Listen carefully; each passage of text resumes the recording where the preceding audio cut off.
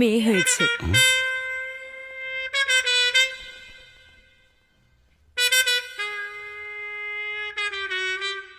মেয়ের নাম রাখা হলো ফাতিমা। আব্দুল রাজ্জাক দ্বিতীয় সন্তানের জন্য প্রস্তুতি শুরু করে দিলেন। ফাইজির জন্য আর তর সই ছিল না। পরের বছর আর একটা সন্তান আসলো।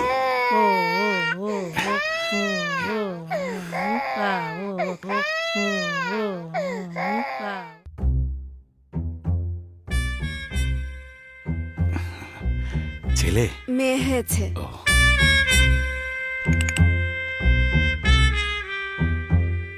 এইবার তার নাম রাখা হলো ফৌজিয়া।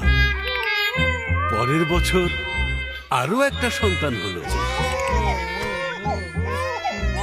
মেয়ে হয়েছে।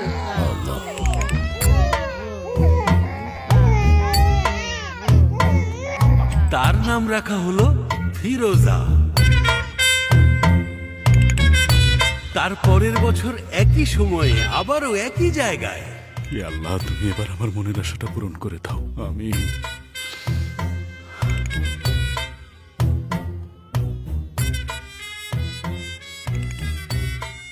আচ্ছা ঠিক আছে, আপনি যান। আবারও মেয়ে।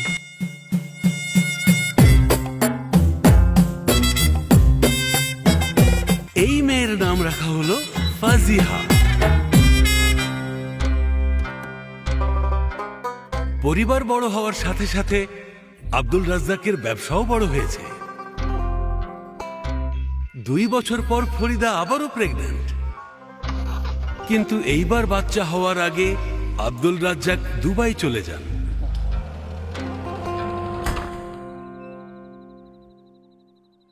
ফরিদার সাথে কেউ আছেন?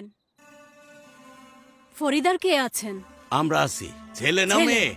আলহামদুলিল্লাহ, ছেলে হইছে। এই আসো সবাই, ছেলে হইছে। আল্লাহ কতদিন পরে।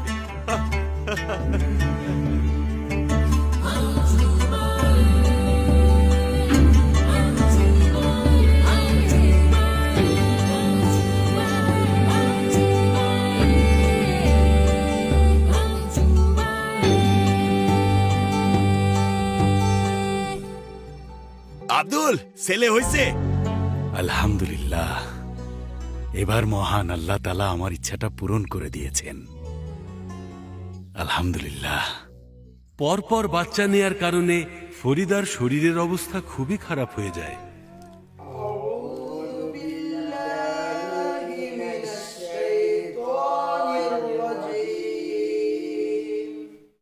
একদিন ফরিদা মারা যায়। সে ফাইজিকে আব্দুল রাজ্জাকের কাছে রেখে যায়, যিনি এখনো পর্যন্ত ফাইজিকে দেখেনি। আর সাথে তো 4 মেয়ে আছেই।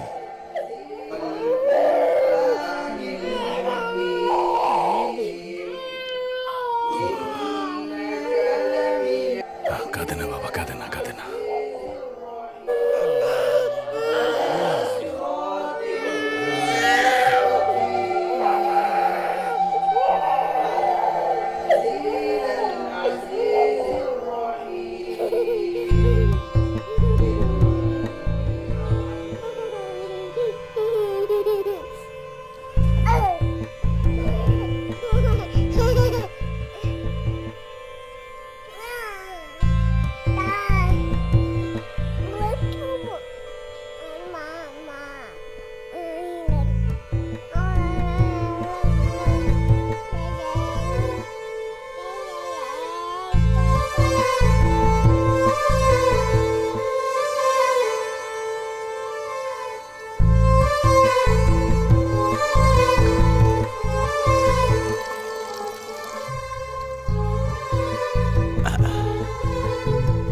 খাও দাদু ভাই, খাও।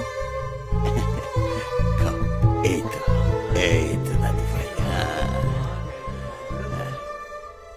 প্রথমবারের মতো ফাইজি ওই দিনই কিছু মুখে তুলেছিল।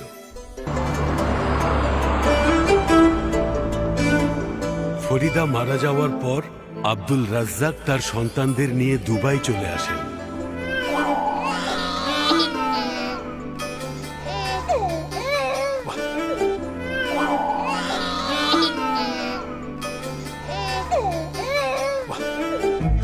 ফাইজির মা না থাকলেও 4 বোন ছিল যাদের সাথে তার বেড়ে ওঠা।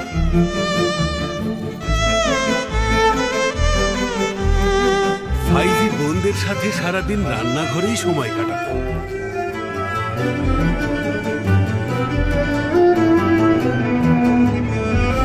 বোনেরা তার জন্য একই খাবার তৈরি করত যেটা মা তাদের জন্য তৈরি করতেন। আস্তে আস্তে এই রান্নার কাজ করতে তারও ভালো লাগতে শুরু করলো। সেও বোনদের সাথে রান্নার কাজ করত, কিন্তু ফাইজির রান্নাঘরে থাকা কিংবা রান্নার কাজ করা সেটা আব্দুল রাজ্জাক একেবারেই পছন্দ করতেন না। এই রান্নাঘরে কি করছো তুমি? হ্যাঁ, এদিকে এসো। পড়তে বসো, গিয়ে যাও।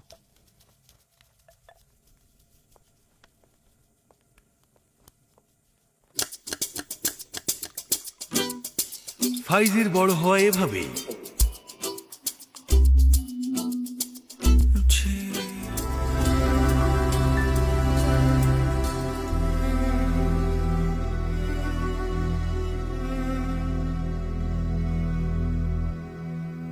ফাইজি,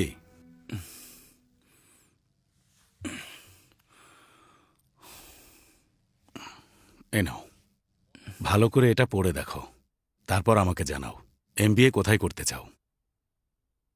আমি চিন্তা করেছি তোমাকে নিয়ে নতুন ব্যবসা শুরু করব। ভালো করে পড়ো। আল্লাহ।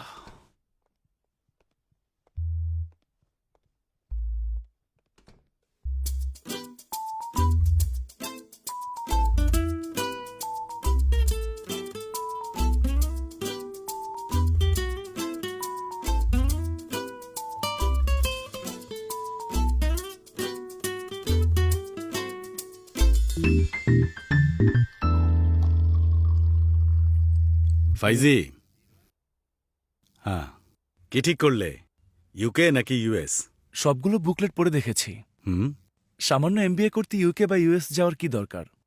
তার চেয়ে বরং অন্য কিছু করি, সেটা তোমার ব্যবসার কাজে অনেক সাহায্য করবে।